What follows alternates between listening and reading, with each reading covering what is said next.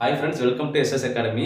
இந்த வீடியோவில் நம்ம என்ன பார்க்குறோம்னா கவுண்டிங் ஆஃப் ஃபிகர்ஸ், அதாவது சில படங்கள் கொடுத்துருப்பாங்க. அந்த படங்கள் கொடுத்துட்டு அதில் வந்து எத்தனை நம்பர் இருக்குது. இப்போ எப்படின்னா இந்த முக்கோணம் கொடுத்துருக்காங்களா, இதில் வந்து மொத்தம் எத்தனை முக்கோணம் இருக்குது அப்படின்னு கேட்குறாங்க. அதே மாதிரி சதுரம் கொடுத்துருப்பாங்க.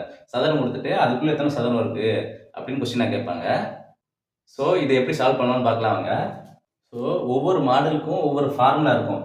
ஸோ இந்த மாடல் என்னன்னு பார்த்துக்கோங்க. இந்த மாடல் என்னதுன்னா, ஒரு பெரிய முக்கோணம் கொடுத்துட்டு அதுக்குள்ளே முக்கோணம் கொடுத்துருப்பாங்க. இதுக்கப்புறமும் இன்னொரு முக்கோணம் கொடுத்துருப்பாங்க. அது மாதிரி இந்த மாதிரி ஒரு டைப் அப்படி வருதுன்னா அதுக்கு என்ன ஃபார்முலானா 4n-3. இதை நல்லா ஞாபகம் வச்சுக்கோங்க, 4n-3. ஸோ இது மூலியமா எப்படி சால்வ் பண்ணலான்னு சொல்கிறேன் இப்போ.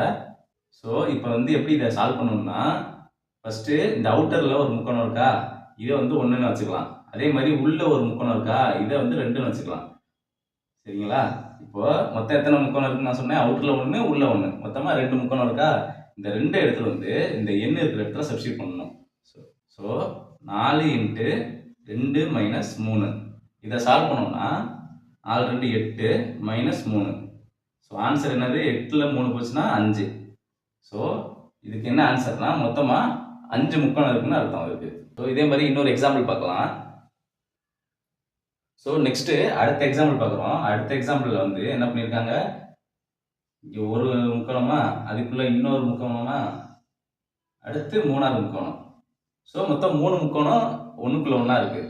ஸோ நம்ம ஆல்ரெடி சொன்ன மாதிரி இந்த எண் இருக்கிற இடத்துல என்ன பண்ணணும், மொத்தம் எத்தனை முக்கோணம் இருக்கோ அதை தான் சப்ஸ்டியூட் பண்ணணும். அந்த இடத்துல இதில் என்ன பண்ணணும்னா 4 × மொத்தம் எத்தனை முக்கோணம், 3 முக்கோணம். ஸோ 3 - 3. ஸோ 4 3 12 - 3. ஸோ ஆன்சர் என்னது? 9. மொத்தமாக கவுண்ட் பண்ணோம்னா இதில் மொத்தம் 9 முக்கோணம் இருக்கும். அதான் ஆன்சர். ஸோ நெக்ஸ்ட் வந்து உங்களுக்கான டயக்ராமு. இந்த டயக்ராம்லாம் பார்த்துக்கோங்க. மொத்தம் இதில் எத்தனை இருக்குது? 1 2 3 4. மொத்தமாக 4 முக்கோணம் இருக்குது. ஸோ 4 முக்கோணம் இருந்துச்சுன்னா என்ன ஆன்சர் வருங்கிறத நீங்கள் கண்டுபிடிச்சி ஆன்சரை கவுண்ட் பண்ணுங்கள்.